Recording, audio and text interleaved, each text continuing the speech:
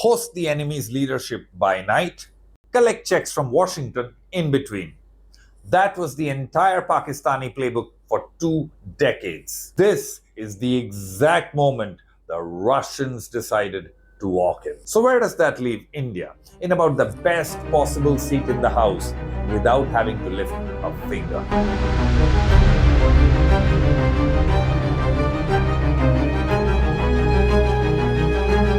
Your friends, today I have a very special episode for you.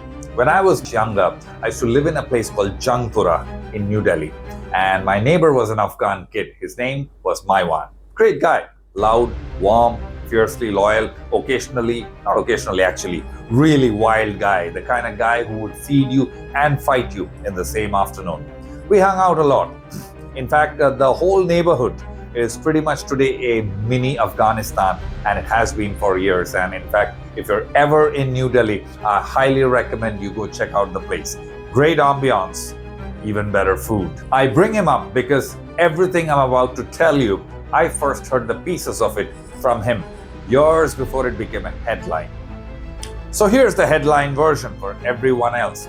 Russia just signed a military partnership with the Taliban. Helicopters, drones, surveillance tech, intelligence sharing, full institutional relationship. Sounds like a footnote. Newsflash, it's not a footnote. This is the ending of a story that started in 1979. And the best part, the guy who's about to get hurt the most by this deal wasn't even in the room when it was signed. And that guy is Pakistan. Grab your chai, folks. This one's got 5 acts. A cricket team, 2.5 million refugees, and a punchline 40 years in the making. Hi, I'm the uncensored Nair. Geopolitics. No filter, no lecture. Occasional roast. Let's go. Let's go back. 1980s. Afghanistan and Pakistan. Both Muslim majority nations. Neighbors. You'd think they'd be natural friends. Well, they were never quite that. You see, Afghanistan had spent decades stumbling through its own chaos. Kings, coups, and communists, mostly on the back foot, increasingly leaning into the Soviet orbit. Pakistan watched this with a very specific kind of hunger. You see, Pakistan's military planners had a concept they fell in love with: strategic depth. The idea was simple and a little paranoid. If India were to ever attack them from the east, Pakistan needed somewhere to retreat in the west. Somewhere it controlled, somewhere friendly. Afghanistan was that somewhere. Then came 1979. The Soviets invaded Afghanistan, and suddenly Uncle Sam showed up with money, weapons, and an agenda. Pakistan became the conduit. The ISI became the matchmaker between American dollars and Afghan fighters. For the first time, Pakistan's dream looked achievable. Beat the Soviets, install a friendly government in Kabul, get the strategic depth, and sleep easy forever. Well, it did not quite go that way. Soviets collapse, leave in 1989. The Afghan communist government limps on for a couple of more years, then falls. The Mujahideen takes Kabul. Pakistan thinks this is it, life is good. It wasn't that good. The problem was choice of friends. Pakistan's favorite client among the Mujahideen was a warlord called Gulbuddin Hekmatyar, heavily funded, heavily armed, heavily backed by the ISI. There was just one problem. Hekmatyar was incompetent. He couldn't bring peace, he couldn't bring stability, just mostly brought more chaos. Meanwhile, the competent ones like Ahmad Shah Massoud, the Lion of Panjshir, and Burhanuddin Rabbani were proper nationalists. They just wanted friendship with countries like India, Russia, and pretty much anyone who wasn't trying to own them. So Pakistan pivots. A new project. A young, fiercely fanatical, completely inexperienced force fresh out of the madrasas. The Taliban. Pakistan thinks to itself, perfect puppet, blank slate. We raise them and they will listen. Unfortunately, the new student was too dumb for the assignment. The Taliban took power in '96 and within a few years made the single worst geopolitical decision available to them. They decided to shelter Osama bin Laden, the architect of 9/11 terror attacks, and in doing so, They pissed off the biggest military on the planet. Cut to the US comes in to wipe the Taliban out. They threaten to send Pakistan back to the Stone Age if they do not fall in line and cooperate. And Pakistan folds immediately. What follows is 20 years of Pakistan playing the most dangerous game in the region. On the surface, best friends to America. Drone bases, intelligence sharing, billions of dollars in aid flowing in. Underneath, Osama bin Laden and the Quetta Shura, the Afghan Taliban's leadership council. Protected, tolerated, and useful. And simultaneously, Pakistan deepens its friendship with China, hedging every bet at once. Host the enemy's leadership by night, collect checks from Washington in between. That was the entire Pakistani playbook for 2 decades. But here's what Pakistan didn't account for. The Taliban were watching too. Watching the Americans fight a war it couldn't win. Watching the Pakistanis smile at Washington and whisper in Taliban's ear. 20 years is a long time to watch someone play you both at once. And in those same 20 years, somebody else showed up in Afghanistan with a completely different offer. India. No conditions attached, no double games. Roads, dams, agricultural projects, training the Afghan National Army, and building the country's parliament. Genuinely one of the only buildings of real size and scale in the entire nation, with a flag that towers over Kabul. And the thing that mattered more than any of it, emotionally, India built and backed the Afghan cricket team, hosted them, gave them a home ground when they had none, and turned them into a world-class team. Literally, the only thing modern Afghanistan gets genuine global respect for. You cannot overstate what that does to a country's psyche. The Afghans had spent decades being talked about as a war zone, a failed state, a tragedy. And then one day, their cricket team, wearing their flag, started winning, thanks to the training and support from India. That's not foreign policy, that's love. Fast forward to 2021. The Americans lose the war. They leave in a hurry. The Taliban are back in Kabul. And here's where the story should have gone Pakistan's way one more time. Same old playbook. Pakistan's puppet back in power. Except the new Taliban was wiser than the older one. This version of Taliban did not blindly toe Pakistan's line because it had watched 20 years of double dealing. It had felt 20 years of genuine Indian goodwill. It had a population that, after everything, loved India and was running out of patience with Pakistan. So, the new Taliban government did something Pakistan had never planned for. It acted in its own national interest. Pakistan did not like this one bit because, in Rawalpindi's head, the strategic depth dream had never died. It had just gone dormant. And when the dream didn't come true a second time, the cracks started showing really fast. Pakistan spent decades nurturing militancy as a tool of foreign policy. Hillary Clinton famously warned them about this directly.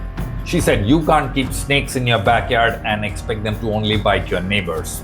Well, the snakes bit home. The Tehreek-e-Taliban Pakistan, the TTP, started hitting Pakistan itself hard and retreating across the porous Durand line whenever Pakistani forces came looking for them.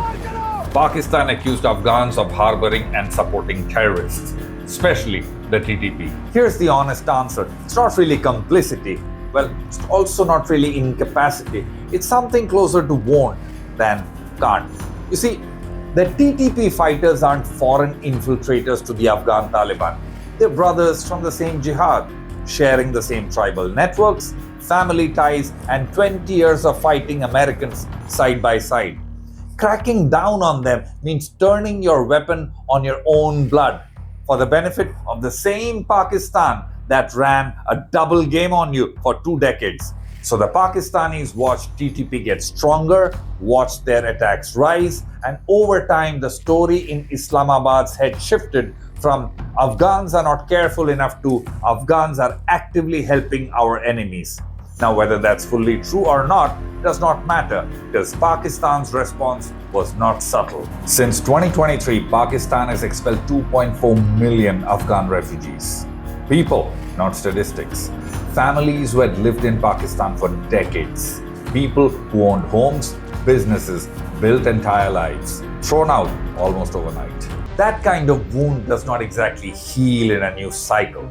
This led to skirmishes, cross-border firefights, soldiers dying on both sides. Then came the strike that broke the camel's back.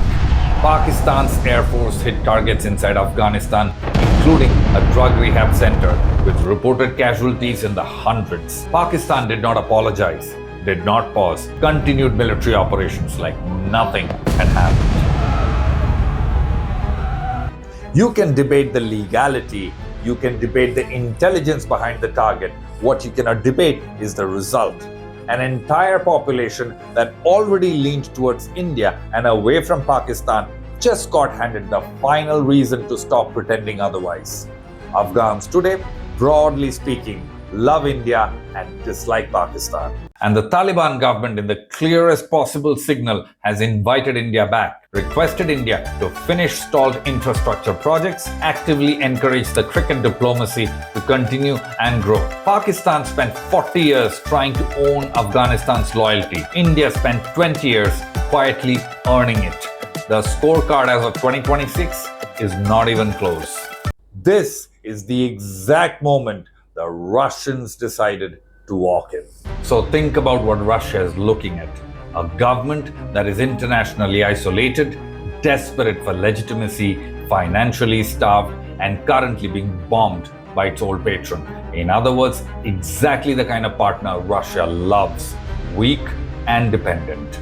Russia signs a military technical agreement. Sergei Shoigu, one of the most powerful men in Kremlin, sitting across the table from Taliban's defense minister. Helicopters, drones, surveillance systems, encrypted communication, and intelligence sharing. The official reason? Countering ISIS-K, the group that killed over 140 people in the Moscow concert hall attack. Convenient cover. So at the SCO meeting, Russia framed the partnership as part of collective regional stability, which means Uzbekistan, Kazakhstan, and China are all expected to engage with it. In the 80s, Americans backed Mujahideen against the Soviets. Pakistan was the proxy. In 2026, the Russians are backing the Taliban. America's 20-year multi-trillion-dollar investment in Afghanistan is gathering dust somewhere. And Pakistan, the country that spent 40 years trying to make Afghanistan its backyard, is standing outside, watching its old patron's enemy buy the relationship Pakistan thought was permanently and structurally theirs. It's the same chessboard. The pieces have just swapped sides.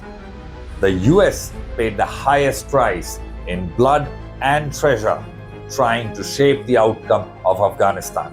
Russia is now buying the same influence at a steep discount because 2 decades of American occupation have already done the hard work of breaking the old order. Moscow just had to show up after the demolition and just write a cheaper check. And who's the country left holding its Johnny? The one that started this whole chapter with a dream of strategic depth, funded the warlords, hosted the Quetta Shura, and tried to play both sides for 20 straight years. Pakistan. Like I mentioned earlier, Hillary Clinton had told them years ago that you can't keep snakes in your backyard and expect them to only bite your neighbors. Pakistan kept the snakes anyway, fed them, sheltered them, used them.